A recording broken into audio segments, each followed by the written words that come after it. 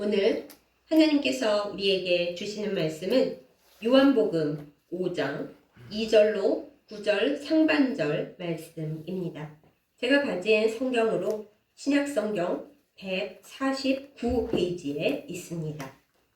요한복음 5장 2절로 9절 상반절까지 말씀 제가 받들어 읽겠습니다. 예루살렘에 있는 양문 곁에 히브리 말로 베데스다라 하는 못이 있는데 거기 행각 5이 있고 그 안에 많은 병자, 맹인, 다리 저는 사람, 혈기 마른 사람들이 누워 물의 움직임을 기다리니 이는 천사가 가끔 못에 내려와 물을 움직이게 하는데 움직인 후에 먼저 들어가는 자는 어떤 병에 걸렸든지 낫게 되밀어라. 거기 38해 된 병자가 있더라. 예수께서 그 누운 것을 보시고 병이 벌써 오래된 줄 아시고 이르시되 네가 낫고자 하느냐? 병자가 대답하되 주여 물이 움직일 때에 나를 못에 넣어주는 사람이 없어 내가 가는 동안에 다른 사람이 먼저 내려가나이다. 예수께서 이르시되 일어나 네 자리를 들고 걸어가라 하시니 그 사람이 곧 나아서 자리를 들고 걸어가니라. 아멘. 기도하겠습니다. 우리의 모든 아픔을 아시는 하나님 아버지, 이 시간 하나님 앞에 예배 드리며 주님의 말씀 듣기를 원합니다. 우리에게 말씀하여 주시옵소서. 그 말씀이 우리의 삶을 움직이게 하여 주시고 우리의 영혼을 움직이게 하시고 그리하여 하나님과 우리 사이에 가장 아름다운 교제가 일어나게 하여 주시옵소서. 예수님의 이름으로 간절히 기도드렸사옵나이다. 아멘. 이 사회는 경쟁 사회입니다.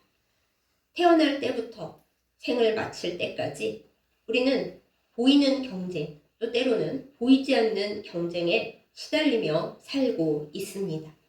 우리는 생각합니다.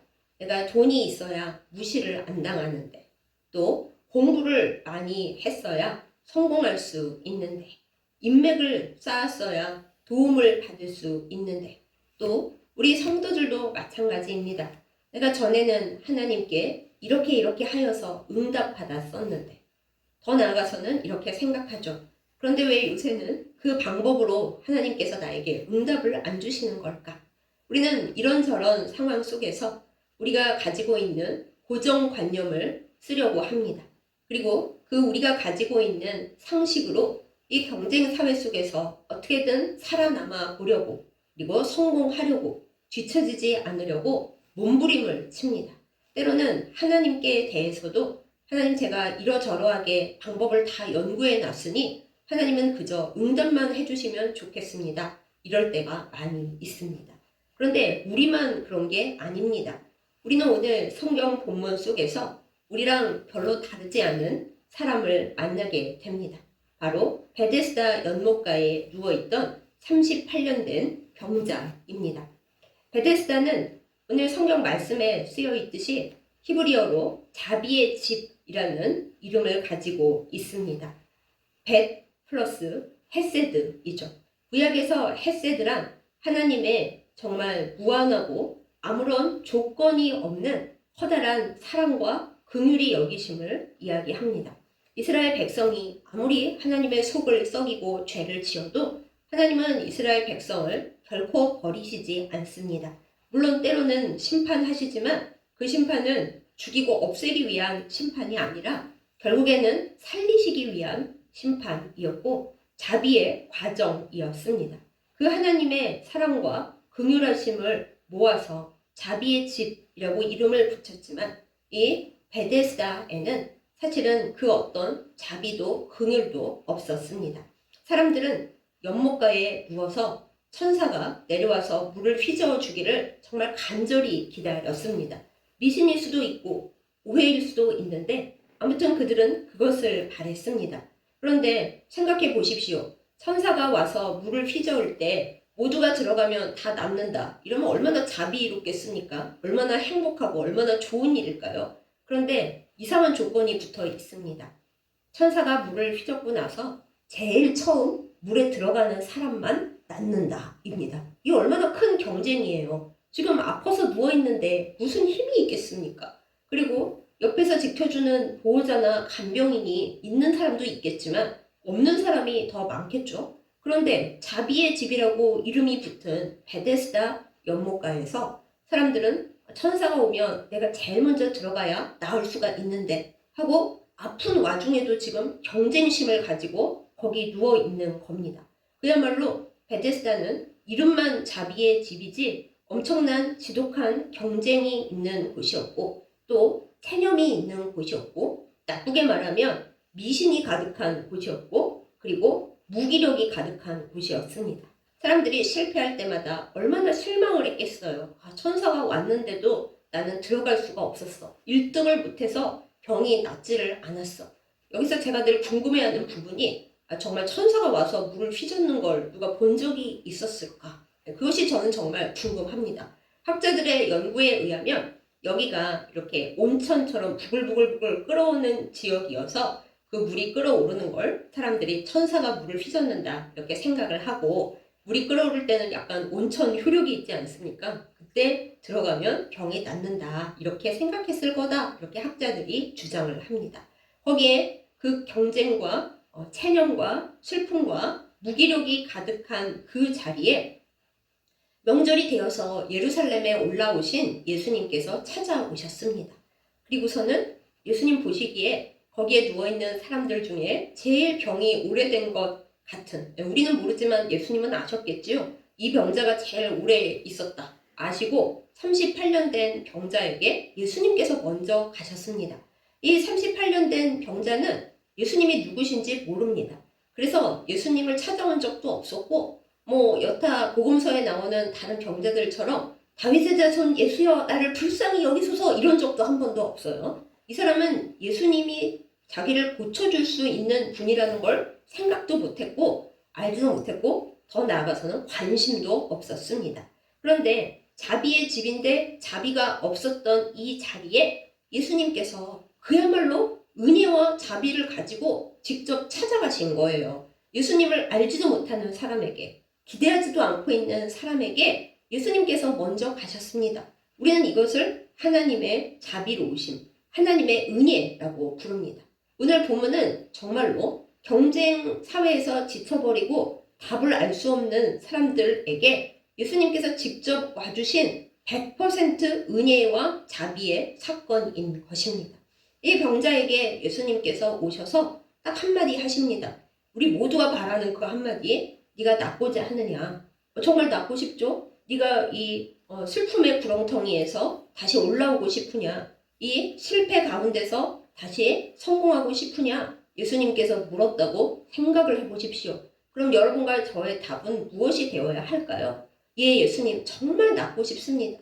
예, 예수님 이 가난의 구렁텅이에서 정말 벗어나고 싶습니다. 예수님 이 경쟁 사회에서 제가 실패했지만 주님의 은혜로 다시 올라갈 수 있기를 원합니다. 이것이 우리의 답이잖아요. 그런데 그래야 하는데 이 병자가 뭐라고 대답하는지 보세요. 성경 말씀을 보세요. 병자는 낫고 싶다고 대답하지 않습니다. 주님, 제가 여기 오랫동안 누워 있었는데 천사가 물을 휘저을 때 저를 제일 먼저 연못에 들어가도록 데려가주는 사람이 없어서 그래서 저는 낫지 못하고 여기 이렇게 누워 있습니다. 구구절절 설명과 변명과 자기가 낫지 못하고 있는 이유에 대해서 되게 얘기가 깁니다.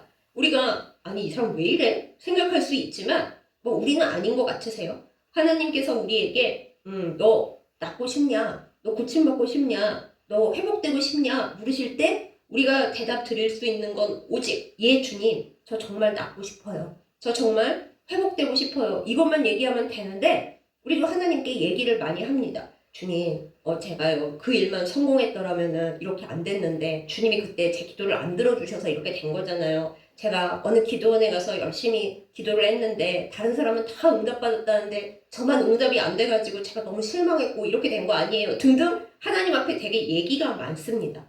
이 38년 된 병자도 마음속에 자기 강박증, 자기 베데스다가 있었어요. 이 사람이 바라는 건 뭡니까? 일단 베데스다 연못이어야만 한다. 다른 데서는 고침을 받을 전혀 가능성이 없다는 거죠. 그리고 천사가 와서 연못에 물을 휘저어야만 한다. 그리고는 안 된다는 거죠. 그거 아니면 그 다음에 나를 거기까지 데려다 줘서 내가 제일 먼저 연못에 들어가야만 한다. 그런데 나를 거기 데려다 줄 사람이 없다. 그래서 나는 낫지 못하고 이러고 있다. 이 사람의 베데스다가 이런 거예요. 붙들고 있는 관념이 이런 거예요. 이거 모든 조건들이 맞아 떨어져야 내가 나을 수 있는데 조건이 하나도 안 맞아서 제가 낫지를 못하고 여기서 이러고 사는 겁니다 하고 예수님께 하소연을 하고 있는 거죠.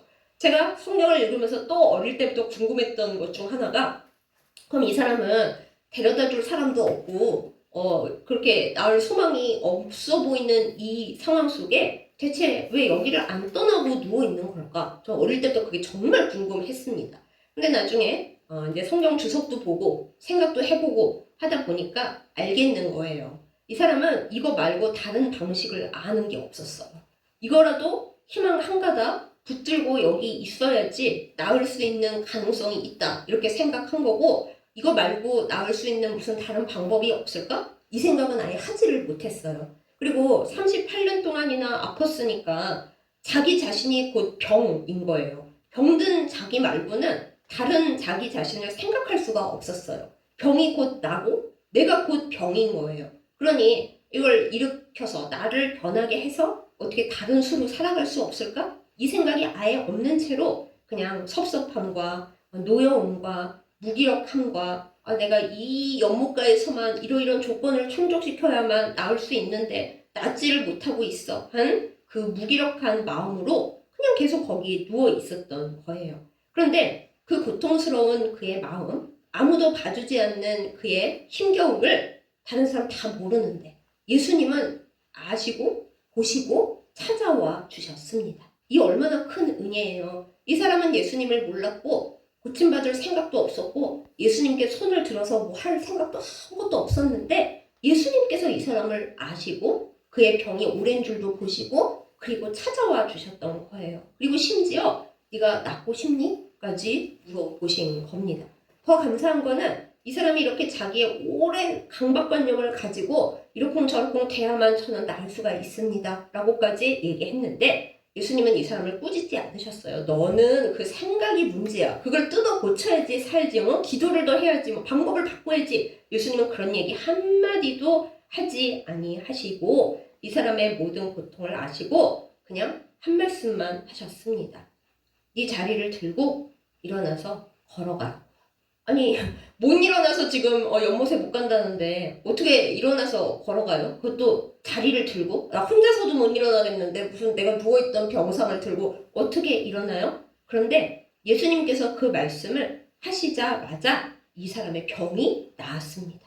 그리고 이 사람은 자기가 누워있던 그 병상을 가볍게 들고 일어나서 걸어갔어요. 심지어 그날 안식일이라 원래 이 사람의 고집이나 고정관념을 생각하면 아니 안식일인데 어떻게 일어나서 걸어가요 할 것 같은데 이 사람은 예수님의 말씀에 의해서 그 모든 병이 끝나고 자기가 생각할 수 있는 모든 고정관념이 고집이 다 끝나고 사뿐하게 일어나서 자기가 누워있던 병상까지 다 들고 일어나서 진짜 걸어갔다라는 것입니다. 엄청난 은혜지 않습니까? 그런데 우리가 이 상황을 보면서 생각해 봐야 할 것이 있습니다. 이 사람과 우리가 별다르지 않다고 제가 말씀을 드렸잖아요. 우리도 우리 안에 기도하면서도 하나님 앞에 우리가 붙들고 있는 베데스다가 굉장히 많습니다. 하나님, 저에게 이 문제를 해결해 주셔야 제가 살 수가 있습니다. 하나님, 이때까지 이거를 해결해 주셔야 제가 믿음을 가지고 살 수가 있습니다. 하나님, 이 방법으로 이걸 해주셨으면 좋겠습니다. 하나님께서 이걸 안 해주셔서 지금 제가 살 수가 없습니다. 이런저런 베데스다를 우리는 붙들고 살아갑니다. 그래서 하나님, 돈이 이만큼 있으면 행복할 것 같습니다. 하나님, 제 병 이거 고쳐주셔야 제가 삽니다. 하나님, 그 사람과 얽혀있는 그 문제 풀어주셔야 제가 낫습니다. 등등 우리 각자의 베데스다가 우리 안에 너무 많은 거예요. 그래서 예수님께서 오셔서 우리에게 각자에게 너 내가 있으면 너 사는데 나를 붙들고 나만 바라보고 일어날 수 있을까? 그러시는데 우리는 딴소리만 하는 거죠. 주님, 연못이 움직여야 되는데 천사가 와서 물을 휘저어야 되거든요. 그리고요, 누가 나를 거기까지 데려다 줘야 되는데 그래야 제가 나을 수 있거든요. 그런데 여러분, 이 38년 된 병자를 고친 거는 이 사람이 바랬던 건 누군가 나를 그 연못에 넣어줄 그 사람의 도움을 바랬지만 이 사람을 고친 것은 누군가의 도움이 아니라 자기가 생각했던 그거가 아니라 예수님과의 만남과 예수님의 말씀 한마디, 바로 그거였습니다. 완전 달랐던 거죠. 오늘 말씀의 제목이 경로를 변경합니다인데 우리도 마찬가지입니다. 우리도 예수님과 더불어 살아가면서 내가 생각하기에 이것이 정답인 것 같은 거, 하나님께서 이거를 답해 주셔야 내가 괜찮을 것 같은 우리가 생각하는 경로가 있잖아요. 그런데 예수님께서 우리에게 오실 때 예수님이 말씀하시는 걸 우리가 듣고 경로를 변경하는 것이 우리가 살 길입니다. 예수님은 우리에게 내비게이션보다 더 좋은 온 우주에 어디에도 없는 답을 내려주시는 분이십니다. 우리가 운전을 하고 돌아다닐 때 아는 길은 뭐 지름길도 알고 뭐 샛길도 알고 다 알아서 가지만은 모르는 길 갈 때는 내비를 켜놓고 가장 빠른 길 뭐 어쨌든 그걸 맞춰서 설정을 해놔요. 근데 우리가 가다가 길을 모르니까 실수를 하잖아요. 그래서 길이 잘못됐네? 그러면 내비가 뭐라 그래요? 경로가 다시 재탐색되었습니다. 경로를 변경합니다. 가다가 유턴하세요? 뭐 그러잖아요. 그럼 우리 대부분 내비의 말을 듣습니다. 물론 보면은 이거 내비 틀렸고 내가 알아서 갈 거야 그러시는 분들도 가끔 계신데 뭐 가봤자 별로 좋지 않죠? 우리가 내비의 말을 듣고 얘가 경로를 변경하겠다, 재탐색하겠다 그러면 내가 잘못했구나 그리고 바꿔서 가요. 그런데 내비 말도 이렇게 듣는데 아무것도 알 수 없는 우리 인생길에서 예수님께서 오셔서 야, 네가 생각하는 네가 붙들고 있는 베데스다 그거 아니야. 너에게 필요한 건 널 도와줄 그 누군가, 그 돈, 그 인맥 그거 아니고 나야 나. 내 말과 내가 너에게 일어나서 걸어가라 할 때 알았어요 하고 일어나는 그 순종. 네 방법이 아니어도 따를 수 있는 그 유연함. 그게 너한테 필요해. 내가 지금 너에게 경로를 변경하자고 할 거야. 그러실 때 우리가 예 주님 하면 그게 바로 순종인 거죠. 내가 생각한 답이 아니어도 내가 생각한 베데스다가 아니어도 예수님이 오셔서 응? 베데스다 그거 아니야. 너는 지금 내 말을 듣고 일어나서 걸어가면 돼 하실 때 주님 그건 방법이 아닌데요. 그러는 게 아니라 네 주님 경로를 변경합니다 하고 따라갈 때 그것이 믿음이고 그것이 순종이고 그것이 우리가 낳는 방법이다 하는 것입니다. 그래야 되는데 우리는 그것을 제일 어려워하죠. 우리는 하나님을 믿는다 하면서도 때로는 못 믿습니다. 그런데 아시죠? 성경에서 하나님은 어떤 분이십니까? 길이 없어요? 그럼 길을 만드세요. 물이 없어요? 반석을 깨뜨리세요. 하나님 식량이 없어요. 여기서 어떻게 먹을 걸 구해요? 하늘에서 내려주세요. 하나님 어떻게 하면 좋아요? 하나님은 우리가 알고 있는 방법으로 역사하시지 않을 때가 더 많습니다. 하나님 지난번에 이렇게 응답받았는데 이번에도 그 사람을 통해서 어떻게 안 될까요? 거의 대부분 하나님은 우리가 한번 도움받았던 사람으로 역사 안 하십니다. 왜? 그 사람이 우리의 우상이 돼버릴 수가 있기 때문에요. 하나님은 무궁무진한 방법을 알고 계시고 우리가 하나님을 의지하지 않고 우리의 생각, 우리의 방법, 우리의 베데스다를 의지하는 것을 좋아하시지 않기 때문에 이번엔 내가 다르게 응답할 거라고 경로를 변경해야 한다고 그렇게 말씀을 하십니다. 그러니 우리는 어찌해야 하겠습니까? 사랑하는 여러분. 내 베데스다가 무엇인지 먼저 우리가 기도해보고 생각해보고 알아야 하겠습니다. 하나님 제가 뭘 붙들고 살까요? 뭐가 있어야 행복하다고 생각하고 내 인생이 어떻게 되어야 성공이라고 생각하고 이러쿵저러쿵 하고 있을까요? 주님 제 베데스다를 알려주세요 라고 먼저 하나님께 기도해야 하겠습니다. 베데스다를 알았어도 그걸 놓는 건 또 더 어렵습니다. 우리가 평생 그 고정관념을 가지고 살았고 우리가 몸담고 살고 있는 사회와 공동체와 때로는 교회마저도 그게 맞다고 그러고 있는데 그걸 내려놓고 예수님의 방식을 전적으로 순종하는 그 믿음의 유연성을 갖기가 우리에게 너무 고통스럽고 너무 어려워요. 하지만 주님은 말씀하시는 거죠. 베데스다 보지 마. 나의 말을 듣고 내가 너한테 비록 안식일이라 하더라도 내 침상을 들고 일어나서 걸어가라고 하잖아. 내 말을 좀 들어봐. 이렇게 말씀하시니까 우리는 또 기도해야 합니다. 주님, 주님의 말씀을 제가 좀 알아들을 수 있게 제 듣는 귀를 열어주시옵소서.